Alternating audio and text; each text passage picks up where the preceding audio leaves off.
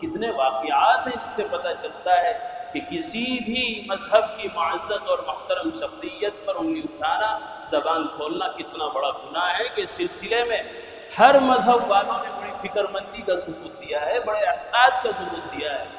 اور مذہب اسلام کی روایتیں ہیں کہ انہوں نے اپنے نبی پر کسی بھی طرح کی آنچ نہیں آنے دی، اور صرف انسان ہی نہیں بلکہ جانوروں کو، حیوانوں کو اللہ نے یہ احساس دیا کہ اگر ان کی موجودگی میں کسی گستاخ نے نبی اکرم صلی اللہ علیہ وسلم کی توہین کی، آپ کے سلسلے میں توہین کے کلمات نکالے، تو جانوروں نے اس گستاخ رسول پر حملہ کر کے اس کو جہنم واصل کر دیا۔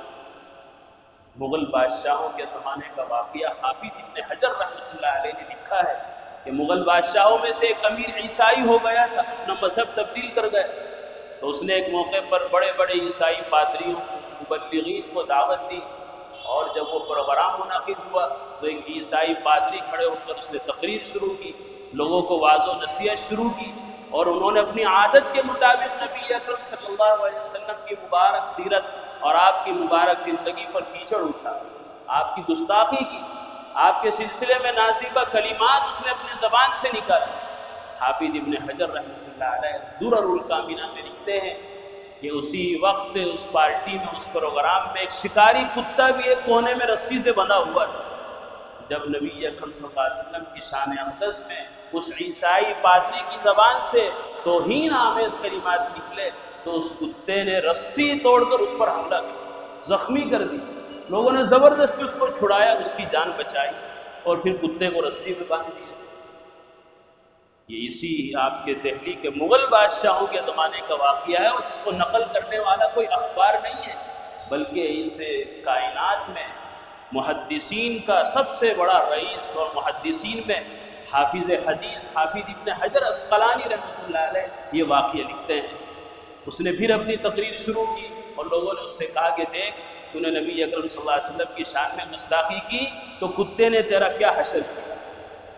اس نے اپنی عزت بچانے کے لیے کہا کہ نہیں، اصل میں بات یہ نہیں ہے، اس نے مجھ پر اس لیے حملہ نہیں کیا کہ میں نے نبی اکرم صلی اللہ علیہ وسلم کی شان میں گستاخی کی ہے، اس نے مجھ پر اس لیے حملہ کیا کہ جب میں تقریر کر رہا تھا تو تقریر کرتے ہوئے ہاتھ پھینک رہا تھا، ادھر ادھر ہاتھ پھینک رہا تھا، تو کتے کو یہ لگا شاید یہ مجھے مار رہا،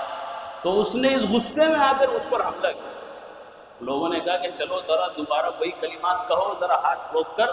ہم بھی دیکھ لیں کہ کتے نے کس لیے حملہ کیا ہے۔ اس نے پھر وہی گستاخی کے الفاظ لوٹائے اور نبی اکرم صلی اللہ علیہ وسلم کی شان میں توہین کے کلمات نقل کیے۔ جیسے ہی اس نے وہ کلمات نقل کیے تو کتے نے پھر دوبارہ رسی توڑ کر اس پر حملہ کیا، اور اس مرتبہ کا حملہ ایسا کیا کہ جب تک اس کی جان نہیں نکل گئی تو اس کی گردن کو نہیں چھوڑا۔ حافظ ابن حجر رحمۃ اللہ علیہ لکھتے ہیں کہ اس واقعے کو دیکھ کر اسی وقت 40,000 لوگوں نے اسلام قبول کیا۔ یہ ہمارے اسلام کی شان ہے، یہ ہمارے نبی کی شان ہے۔ ایک کتا بھی چپ نہیں رہ سکتا اگر تم گستاخی کرتا ہے۔ نبی اکرم صلی اللہ علیہ وسلم تو نبی رحمت ہے، نبی العالمین ہے، تمام انسانوں کے لیے کیا، تمام عالمین کے نبی ہیں۔